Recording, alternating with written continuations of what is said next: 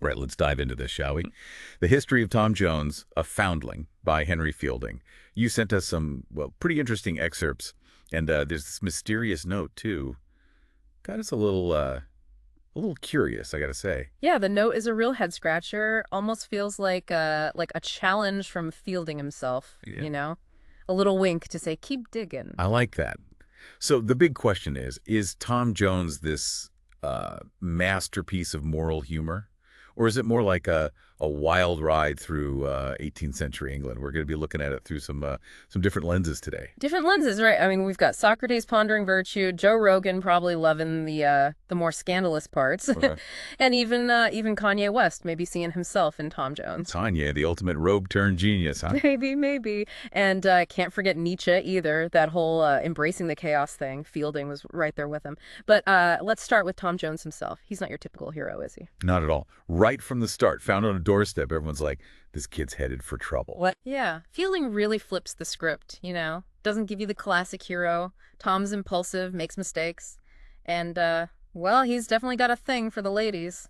Like when he sells that horse Allworthy gave him. I mean, he's trying to help a family, but still, not the best move. Makes you think twice about all those judgments against him from the get-go. Was he really going to be a scoundrel? That's where it gets interesting. That one act, selling the horse. Total philosophical dilemma right there. Is Tom a good guy, even though he, messed up? What would Socrates say? Good intentions, bad actions. It's tricky. Yeah. It makes those black and white judgments seem pretty simplistic, huh? Especially when you compare Tom to Master Blifil. Everyone thought Blifil was the golden boy. Right, Blifil's the perfect son on the surface, Uh. well-behaved, studies hard, seems virtuous. But Fielding's clever. He starts to show you a darker side to Blifil, like there's this hypocrisy there. Which brings us to some of the more, let's say, colorful episodes in Tom's journey. Oh, yeah. I have a feeling Joe Rogan would get a kick out of some of this stuff. Totally. Like that whole Molly Seagram situation. Tom gets involved with her, ends up in a brawl at the inn. It's pure Fielding. You got humor, absurdity, and he's always making a point about society. Yeah, I can picture Rogan now just cracking up at the chaos of it all. But it's not just about laughs, right? Fielding uses these scenes, the ones that make you blush a little, to point out how hypocritical people can be. Especially when it comes to, sex. It's like things aren't always what they seem. The people preaching morality, they might not be so moral themselves. Exactly. Kind of reminds me of Kanye, declaring himself a genius, pushing boundaries, not always playing by the rules. Interesting comparison. Kanye's got that rogue thing going on, that's for sure, defying what everyone expects. And like Tom, he's gone through these transformations, right? As a person, as an artist. Could Kanye see a bit of himself in Tom's story? The bad boy who maybe eventually figures things out? It's something to think about. But speaking of defying conventions, we got to talk about Nietzsche. Fielding's world is full of chance encounters, unexpected turns. Just like real life, wouldn't you say? Absolutely. Unpredictable. And for Nietzsche, that's not a bad thing. You embrace it. Fielding gets that. You can't control everything. It's about going with the flow, accepting the chaos. So Fielding saying true happiness, true joy comes from letting go, from not knowing what's going to happen next. That's a pretty different message than all that strict morality of his time. Yeah, he's saying life's messy, it's unpredictable, and that's okay. Those moments that throw you off, those moments that challenge what you expect, that's where you figure things out about yourself, about the world. And in the middle of all this chaos, there's a love story, right? Sophia Western. She's the one Tom's got his eye on. But she's no pushover. Smart, beautiful, and she knows what she wants. She rebels in her own way. It's quieter than Tom's rebellion, for sure. But when she defies her father, runs off to London, that takes guts. It shows you how strong she is, how independent. It's cool how Fielding puts these two characters together. Tom, the impulsive one, always causing trouble, and Sophia, the picture of, traditional goodness. But they both challenge the rules in their own ways. Yeah, they do. And that's just the beginning. We've got more to unpack. That mysterious note, for one. And there's so much more to discover in the world of Tom Jones. It's crazy how Fielding uses humor, to kind of show you what's messed up about society. All the flaws, all the hypocrisy. He doesn't shy away from anything, even the stuff that's like, whoa, too much. It's like he's holding up this funhouse mirror to 18th century England. Everything's distorted, just enough to make you question, like, what's right and wrong. Yeah, it makes you think. That's why I keep thinking about Joe Rogan. He's not afraid to talk about the tough stuff, controversial stuff. And he uses humor, but he's curious too, just like Fielding. Yeah, like that scene with Tom and Molly Seagram. I bet Rogan would love that one. It's classic Fielding. Everything's over the top, totally absurd. Mm. But he's always saying something about society. Always. Totally. You can't miss it. But under all the craziness, there's this sharp point about double standards, you know? Tom gets judged so harshly, but other people do the same stuff, and it's like, no big deal. It makes you wonder, right? Is it about power? Like, if you're in charge, you get away with more. Or is it more about how people see morality? Like, it's not about actually being good, it's about looking good. That's what I love about Fielding. He throws these questions out there, but he doesn't give you the answers. You got to figure it out yourself. All the messy stuff about how people act. Yeah, it's like he wants you to become a philosopher. Right there on your couch, debating good and evil. Exactly. And speaking of things that make you think, what about that note? That new note you got? It's been bugging me this whole time. I know, right? It feels like a clue. Like Fielding's trying to tell us something. It's the fact that we don't know anything about it, you Yeah. know? No context. That's what makes it so interesting. Maybe it's the key to the whole book. Or maybe he's just messing with us. Maybe it's about how we overthink things.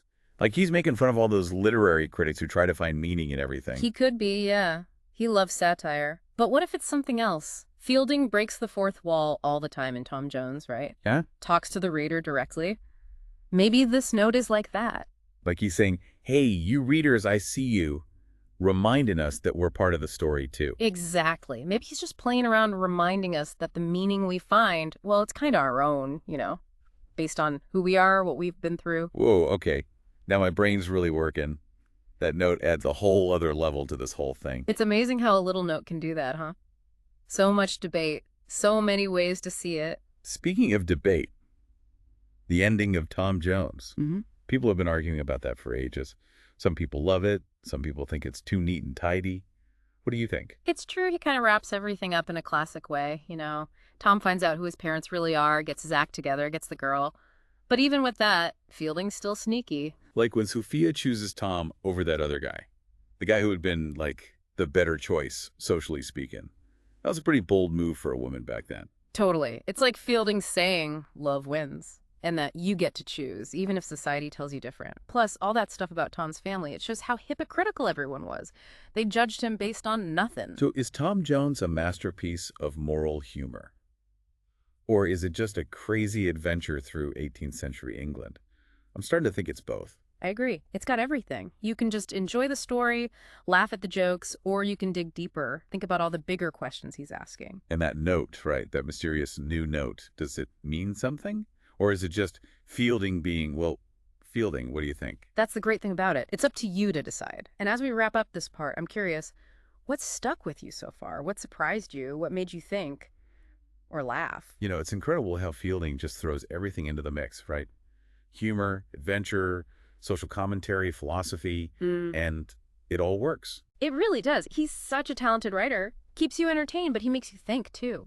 And speaking of thinking, I think we got to bring Nietzsche into this. Right, Nietzsche, the guy who said, embrace the chaos, question everything, especially those moral rules everyone thinks are set in stone. Mm-hmm. What's the connection to Tom Jones, though? Well, look at the world Fielding creates, right? Chance encounters everywhere, unexpected twists and turns, characters breaking all the rules. Tom's journey, there's no way to predict it. He's like a pinball bouncing around from one crazy situation to the next. Exactly. And Nietzsche would say, that's not a bad thing. That's life. Don't be afraid of it. Embrace it. Fielding gets that. You can't control everything, so just go with it, accept the chaos. So Fielding and Nietzsche agree in here. Just ride the wave, see where you end up. It's the opposite of all that strict morality everyone was preaching back then. Yeah, totally different. And I think that's why people are still reading Tom Jones today. It makes you question all those rules, those judgments, makes you look at people, at their actions in a different way. Yeah, like Fielding's given us permission to mess up, make mistakes, learn from them. Exactly. It all goes back to that Socrates question, remember. Can someone who's messed up still be good? Fielding's answer is definitely yes. It's not about being perfect. It's about trying to be good, even when you're not. That's it. And that message, it still matters, even centuries later. We're all messed up in some way, right? Trying to figure things out in this crazy world. But that doesn't mean we can't be good, be kind. Like Tom, in the end. He finds his way. Maybe we all can. Right, and maybe that's what that mysterious note is all about. Reminding us that the search for meaning, it never really ends. Even in stories that seem simple, there's always more to discover, new ways to see things. That's a great way to put it. Like Fielding saying, hey, keep learning, keep wondering, keep asking those questions. It never stops. Exactly. And as we wrap up our deep dive into Tom Jones, I think we can all agree this book, it's more than just one thing. It's funny, it's a wild ride, it's philosophical, it's all of that and more. Fielding knew how to tell a story, and he's still making us think, making us laugh centuries later. Pretty amazing. It really is. And it leaves us with a big question, something to think about. What does all this mean for you? How does Fielding's view of virtue and chaos connect to your own life? What are you discovering on your journey? Your own new notes, maybe? I love that. So thanks for joining us for this deep dive. We hope you had fun exploring Tom Jones with us. Keep those brains working.